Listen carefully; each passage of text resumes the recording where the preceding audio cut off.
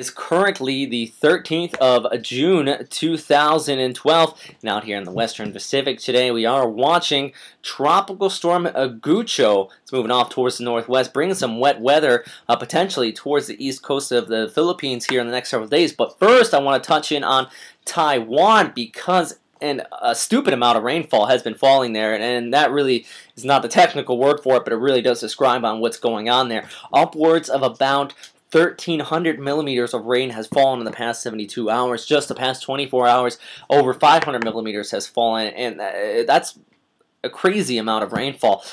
So with that said, we're first going to talk about that and then get into Guchol in just a second. And look at some of these max rainfalls for the past 24 hours here across Taiwan. Upwards of 524 millimeters have occurred here in just this one location, but across much of the country, over 400 to 500 millimeters has been reported here, so a very dangerous situation.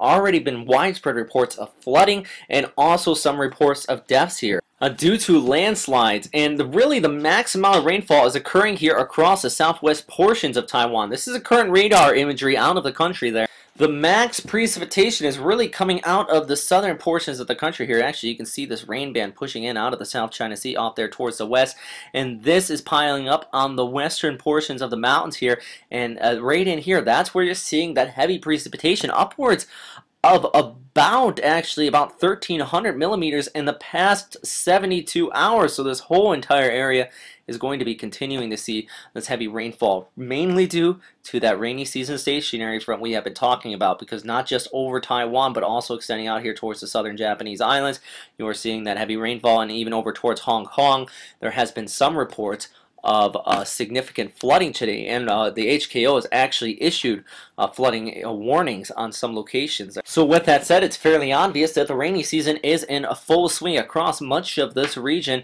even extending over towards eastern Japan. Actually, throughout the day today, we've been seeing some widespread rain showers. Good news, at least here, it's expected to taper off. But Taiwan, you are not wanting any more rainfall. And with here, the 72-hour accumulation forecast, unfortunately, this entire area here is going to continue to be seeing some of this heavy rainfall going through the next several days along that entire frontal boundary. So this is just going to be exasperating the situation. Several deaths already recorded here due to flooding and also landslides across much of that area. And even offwards Taipei, actually upwards of about 333 millimeters has been recorded here in the past 24 hours, as shown by the World Meteorological Organization here. Upwards 335 has been recorded there. So definitely we'll continue to keep you posted on that situation. But let's look away from the stationary boundary at Tropical Storm Guchol, and that is how you pronounce it, though I've had issues with this all day. So definitely, if you did catch my casting on NHK World earlier today, you might have seen I actually pronounced it a few times wrong. Do apologize for that, but it is Guchol, moving off towards the northwest here, really following along the southern periphery of that high pressure that's dominating the northern Marianas. Will continue to move off there towards the northwest and basically start to recurve, hopefully before it gets towards the Philippines, just off screen here. But for the time being, though, it is getting wrapped in with some dry air inflow from the north, actually wrapping around that center of circulation. You can see in the last several frames here. So it's still very disorganized, and I'm actually was fairly surprised when it first got upgraded to a tropical storm earlier on today by the Japan Meteorological Agency. The JTWC usually is a little aggressive with their forecast. JMA usually is conservative, so I was fairly surprised because this is still actually rather weak. But if we do look at that circulation, though, it is starting to gain it. Some convective cloud tops within the center of that storm there. So with that said, it could still be intensifying up to a tropical storm and severe tropical storm within the next several days, definitely in the next 48 to 72 hours, because wind shear should start to relax. And actually, if you look at the wind shear chart right now, there is some significant shear off towards the northern periphery here, upwards of 30 knots pounding in from the north. That's why you have this line right here on the water vapor imagery. You can see that dry air inflow from the north pushing down on it, and that's also pushing that dry air into it and keeping the system kind of at bay of a rapid intensification. So wind shear, dry air currently at the time being, but thing is, in the future, at least over the next several days, that is expected to start to lighten up. And when it does so, expect that intensification to occur as it pushes on towards the west following this overall background flow, it could potentially actually affect the northeast portions of Luzon right in here with some of these outer rain bands and heavy rain showers before it starts to turn there towards the northeast. I do think it should stay southeast of Okinawa here, mainly due to that rainy season stationary boundary that has been continuing to linger across this area, but still might be seeing some gusty winds and high waves from this, so definitely something you need to be continuing to watch here through the coming days. Still very early to tell because the dynamics out across this region continue to change, plus that front continues to linger farther towards the north.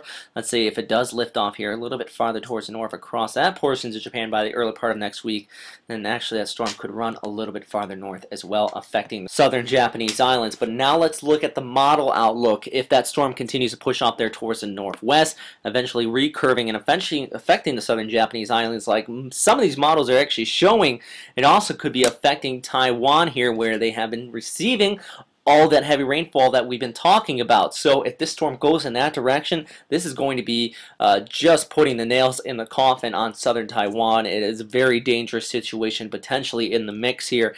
So let's hope that GFS and some of these other models are not accurate at this time. I do think it should recurve, but those are just my thoughts personally. JTWC, or the Joint Typhoon Warning Center, is also expecting this to push off there towards the northwest, starting to recurve towards the north here on the 17th, and then after that they stop warning on it because it's 5 days out, but I would agree that it eventually would start their churn towards the northeast and then quickly rush off towards the northeast, becoming extratropical. If this forecast does hold true, what they have right now, it would bring some heavy rains there towards Okinawa. But let's compare this up with what the Japan Meteorological Agency is saying, the official agency out.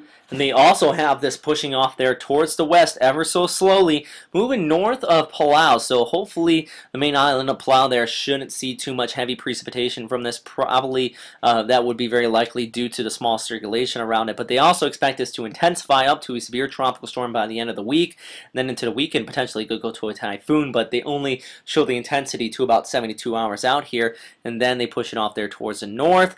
And like I said, though, still after that, the recurvature scenario, not quite there. We'll have to wait a couple more days until these agencies start forecasting beyond this 5-day mark at this time. But once again, I do think it's going to recurve there once it hits that rainy season stationary boundary. But how far north will it go? That is the big question at this time.